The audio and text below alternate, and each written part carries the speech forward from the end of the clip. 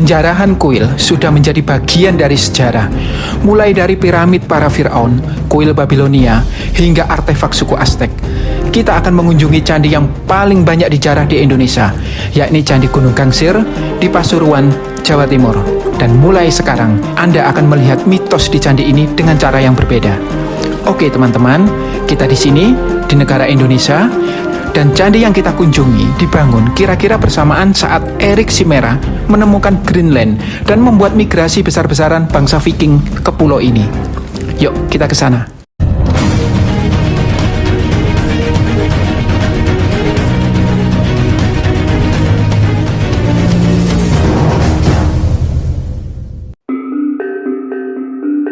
Sesuai foto yang kami dapat dari Arsip Perpustakaan Nasional, Candi Gunung Gangsir tinggal setumpuk bata yang menggunung. Namun begitu tiba di tempat, kami tercengang. Candi ini telah rapi, berdiri kokoh, mengeluarkan keagungan yang berbalut keindahan. Video ini juga dilengkapi dengan teks subtitle ya, dalam bahasa Indonesia maupun bahasa Inggris. Silakan teman-teman mengklik tombol ini ya, untuk memunculkan atau menghilangkan teks, demi kenyamanan menonton video ini.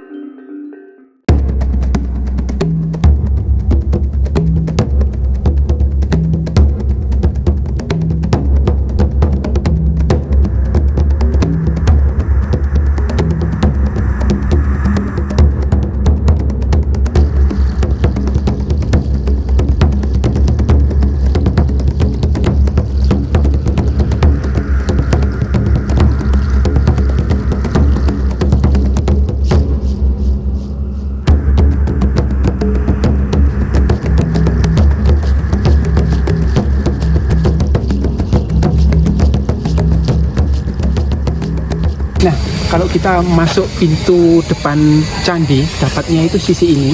Tapi sebenarnya muka candi atau sisi depan candi ada di baliknya ya, di belakang sana. Yuk kita ke sana. Cuaca cukup panas ya. Hari ini kami datang dan cuaca sangat cerah sekali sehingga wow. Nah ini jalan masuknya ya, naik ke candi. Cuman tangganya sudah nggak rata, jadi teman-teman harus hati-hati ketika naik ya. Candi ini meski sangat indah, namun tidak ada yang bisa memastikan kapan dibangun. Pendapat paling kuat mengatakan, di zaman Raja Airlangga, candi ini sudah berdiri. Yang lain bahkan berani memastikan, candi ini dibangun pada masa Raja Sindok.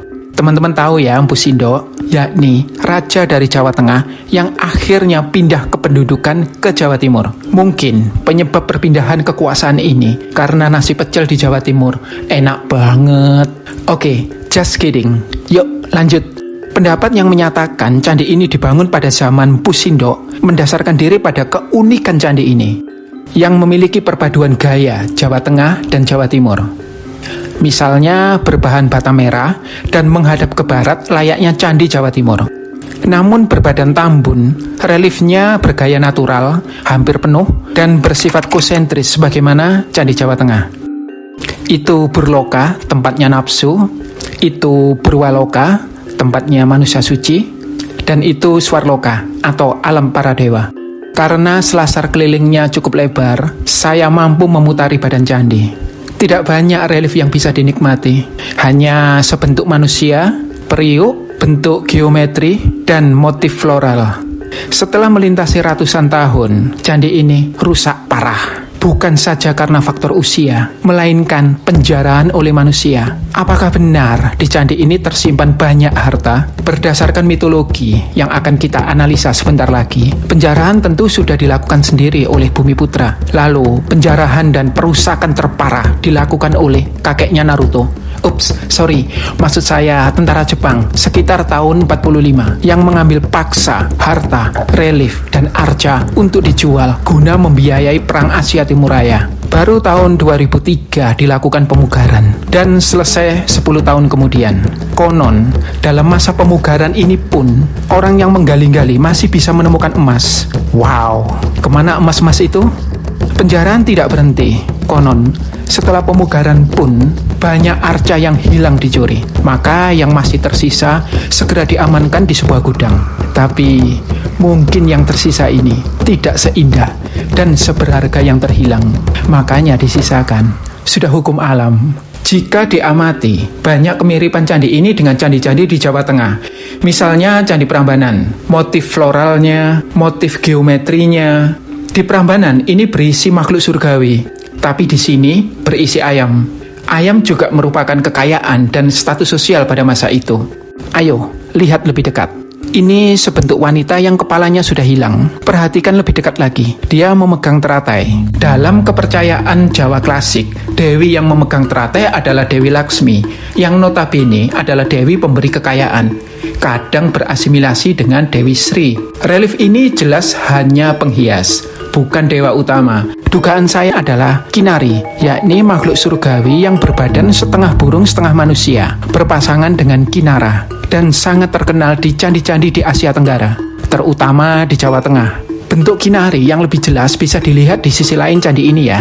Perhatikan, lagi-lagi kepalanya hilang, namun jelas terlihat berkaki burung. Kinari duduk seperti ini kita temui kesamaannya di versi Kamboja. Bandingkan ya teman-teman. Di sebelah Kinari ini terdapat tempayan diikat tali. Bisa jadi ini jambangan bunga, bisa juga tempat penyimpanan. Tempayan-tempayan ini di zaman dulu kadang juga digunakan untuk menyimpan beras, harta, juga uang logam yang disebut kepeng. Sebagaimana kebiasaan masyarakat Tionghoa pada masa itu.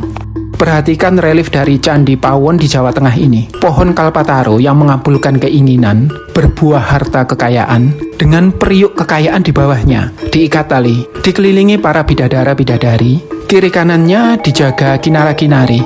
Dapat gambaran? Nah, di Candi Gunung Gangsir ini bertebaran periuk bertali. Jadi kemungkinan di relung kosong ini berisi kinara, sebagaimana konsep kinara-kinari yang mengawal harta. Tapi di mana pohon kalpatarunya? Perhatikan, ada di sini. Pohon kalpataru yang berisi harta kekayaan dan ratna permata. Sangat menarik mengamati candi ini. Tidak hanya berisi konsep Gunung Mahameru, badan candi menginterpretasikan dirinya sendiri sebagai surga dengan amat jelas, dengan banyaknya harta dan kemakmuran dan pohon-pohon kalpataru. Tapi bisa jadi bangunan ini secara keseluruhan adalah wujud dari pohon kalpataru itu sendiri, sehingga candi ini merupakan tempat memohon kekayaan dan kemakmuran yang terabadikan menjadi tradisi yang terus lestari. Jadi masuk akal jika muncul asumsi candi ini dulu dihiasi banyak sekali barang berharga. Ada kotak perhiasan, kadang kotak ini juga digunakan untuk menyimpan emas. Reliefnya pun tidak sembarang, sangat halus, hingga beberapa pihak menganggap sebagai cetakan. Singkatnya, candi ini berselera tinggi. Dari lukisan Belanda yang dibuat tahun 1840, masih terlihat adanya arca-arca indah dijejer di halaman candi. Namun dari ilustrasi yang dibuat 12 tahun kemudian, arca-arca itu sudah lenyap. Teman-teman ikuti terus ya. Telah banyak channel membahas mitos Nyai Srigati, seorang janda kaya raya yang kisahnya turut melatari candi ini. Tapi kami akan mengajak Anda menganalisa cerita rakyat ini dengan cara yang berbeda, sehingga perspektif Anda tentang kisah ini tidak akan sama lagi. Tapi sebelumnya jangan lupa klik subscribe ya. Tindakan yang mudah untuk Anda, tapi berpengaruh besar bagi pekerjaan kami untuk mengembangkan kanal yang memperkaya perspektif Anda ini. Konon, di zaman lampau, masyarakat Jawa tidak makan padi, namun sejenis rumput yang disebut Jawawut, dari mana asal nama Jawa berasal. Lalu datanglah seorang perempuan bernama Nyai Srigati, yang mengajari masyarakat bercocok tanam dan menanam padi. Sejak itu masyarakat menjadi makmur. Nyai Srigati memiliki tanaman yang berbuah batu permata. Nyai Srigati pun menjadi kaya raya, dipanggil dengan nama Mbok Rondo Dermo, karena kekayaannya digunakan memberdayakan masyarakat sekitar. Muncullah pedagang jahat dibantu orang-orang sekitar yang ingin mengambil permata-permata Nyai Srigati. Usaha itu gagal. Perahu orang-orang jahat itu bahkan terhempas dan terbalik di lereng Gunung Penanggungan menjadi sebuah gunung kecil di sana. Selanjutnya muncul sekelompok garong yang disebut Maling Aguno yang berusaha menggarong kekayaan Nyai Srigati, namun gagal. Aneka kisah kegagalan ini mencipta nama-nama desa di sekitar Gunung Gangsir, termasuk nama Gunung Gangsir sendiri, yang berarti gunung yang digali untuk menemukan harta. Bantuan Nyai Srigati berhasil menyejahterakan masyarakat sekitar, dan untuk menghormatinya, dibangunlah candi ini.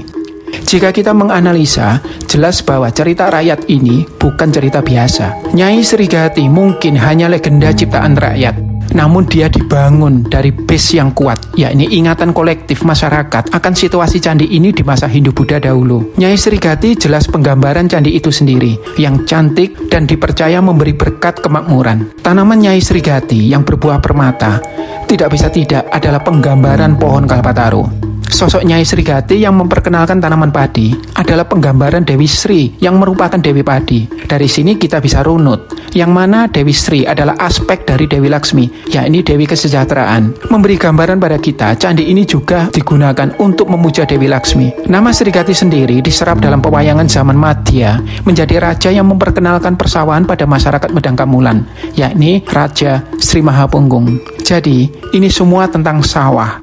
Kiranya pada masa lalu, wilayah sini merupakan lumbung pangan yang subur. Ratusan tahun berlalu dan candi mengalami penjarahan oleh Bumiputra ataupun oleh orang asing. Dan rakyat yang hanya bisa melihat, mengabadikannya sebagai silih bergantinya orang jahat yang ingin menggarung kekayaan Nyai Srigati. Jadi, di dalam cerita fiksi ini, terdapat rekaman kesaksian masyarakat terhadap candi ini.